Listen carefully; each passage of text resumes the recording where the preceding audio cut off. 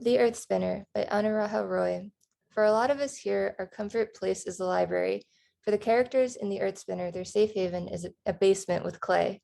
This story deals with immigration, prejudice, art, love, and finding your place in the world. I think we can all relate to that. And yet, when we break it down to its core, the story is about pottery and dogs. I suppose it's that simplicity that makes it such a beautiful read. What we want as human beings usually isn't that extravagant. There's this really beautiful scene in the very beginning where somebody doesn't have enough money to call home, but they make the call anyway, knowing it would disconnect the moment that their mother picks up the phone. And that's exactly what happens, but it's still enough. Just to know that the other person is there, alive, it's enough. This is a book that celebrates the act of having enough and yet the act of longing, creating, and how the world responds to creations with fear and celebration. And in that, it's a celebration of being human, a reminder that, like the earth itself, when forged with fire, we both become eternal and extraordinary. Votes are due June 1st. More Than You'll Ever Know by Katie Gutierrez. This is a really compelling story about a woman who's caught leading a double life after one husband murders the other. And there's a true crime writer who becomes obsessed with telling this story. In 1985, we meet Laura Riviera, who marries Andres Russo in Mexico City, even though she's already married to Fabian Rivera in Laredo, Texas, and they share twin sons.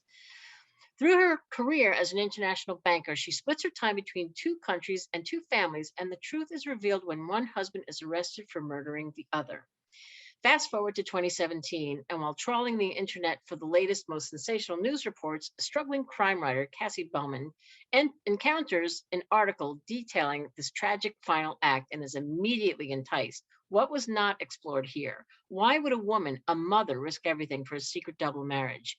You'll have to read this book to find out. It goes on sale June 7th. Mad About You by Vari McFarlane. I am such a big fan of hers. If I Never Met You and Don't You Forget About Me are two of her past books that have made library reads lists. And this is another fabulous book from her. It comes out in August, Mad About You. It's about a woman named Harriet. She's an in-demand wedding photographer, and she doesn't really believe in romance. And when her longtime partner proposes, she kind of panics. And now she's single and living down the hall from her ex. Then enters Cal Clark, a hopeless romantic who just experienced his own wedding-related disaster, and they go from strangers to roommates to friends. And Vari is so good at just deftly describing how we're flawed, but how that can overcome all.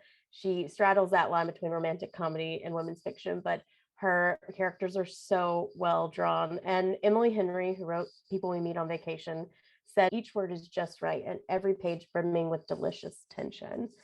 I am such a fan of Vari, and I hope that you pick up her next book, Mad About You.